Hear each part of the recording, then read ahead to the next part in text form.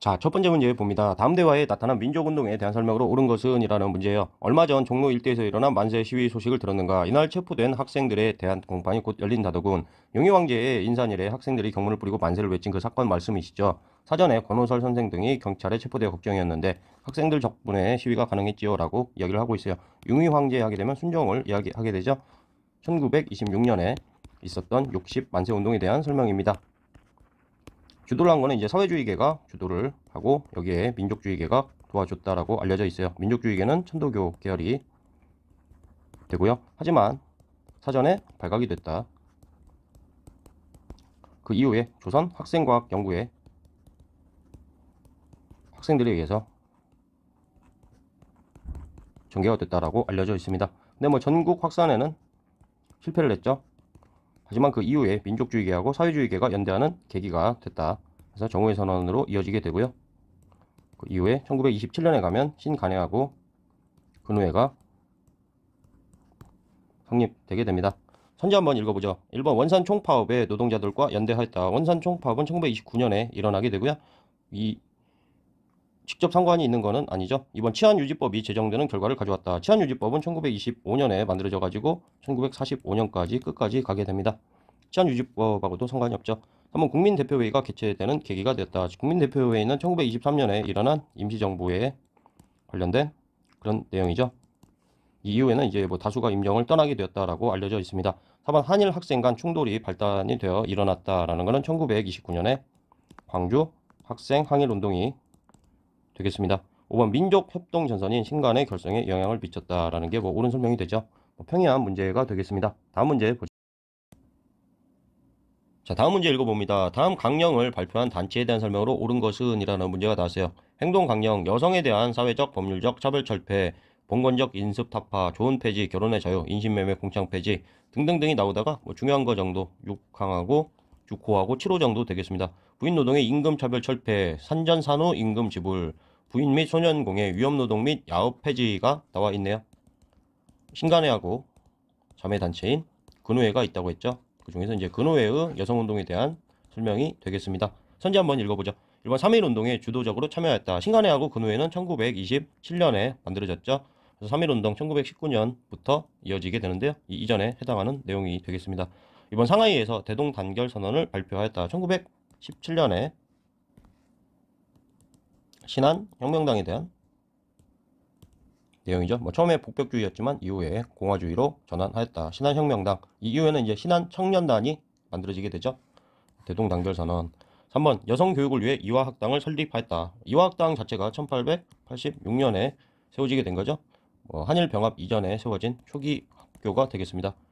4번 최초의 여성 권리 선언문인 여권 통문을 공포하였다. 여권 통문도 뭐 굉장히 많이 나오는 건데 이건 찬양회에 대한 설명이죠.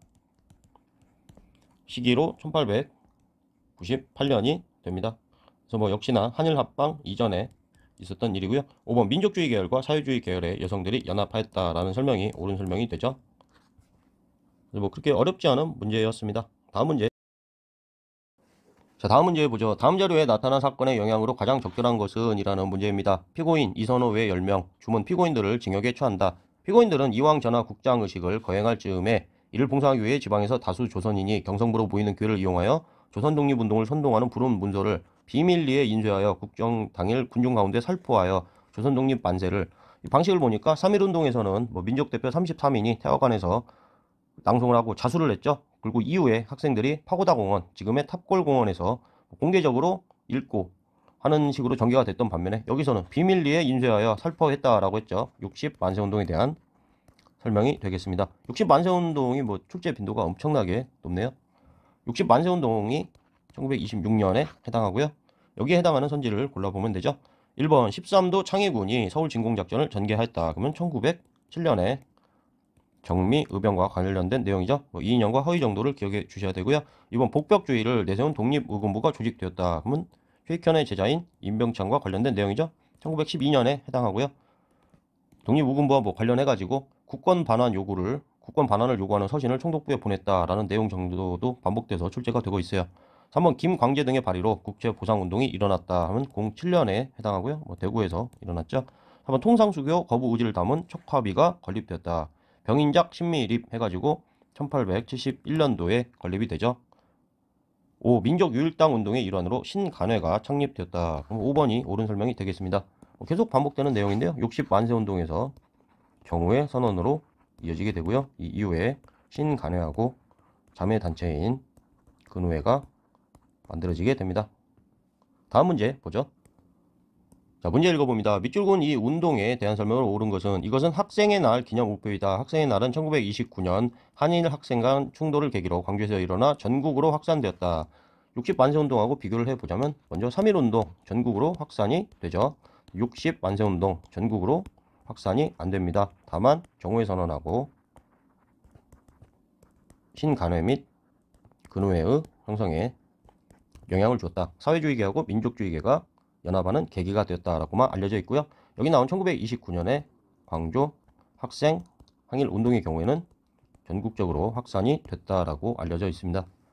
그래서 광주 학생 운동에 대한 선지를 골라주면 되는 거죠. 읽어봅니다. 1번 조선 형평사를 중심으로 전개되었다. 진주에서 일어났고요. 시기는 1923년이 되겠습니다. 2번 순종의 인산일을 기회로 삼아 추진되었다. 60만세 운동에 대한 설명이고요. 1926년에 해당하죠. 3번 대한민국 임시정부 수립에 영향을 줬다. 1919년에 3.1운동에 대한 설명이고요. 3번 국내에서 민족유일당 운동이 시작되는 계기가 되었다. 60만세 운동에 대한 설명입니다. 5번 신간회 중앙본부가 진상조사단을 파견하여 지원하였다. 옳은 설명이죠. 신간회의 해산 결의와 관련을 해가지고 진상규명을 위한 민중운동을 계획했다가 그게 또 발각이 돼가지고 간부들이 또 끌려가게 되면서 해산 결의를 해서 신간회하고 근우회는 27년부터 만들어졌지만 1931년에 해산 결의로 없어지게 됩니다. 다음 문제 보죠.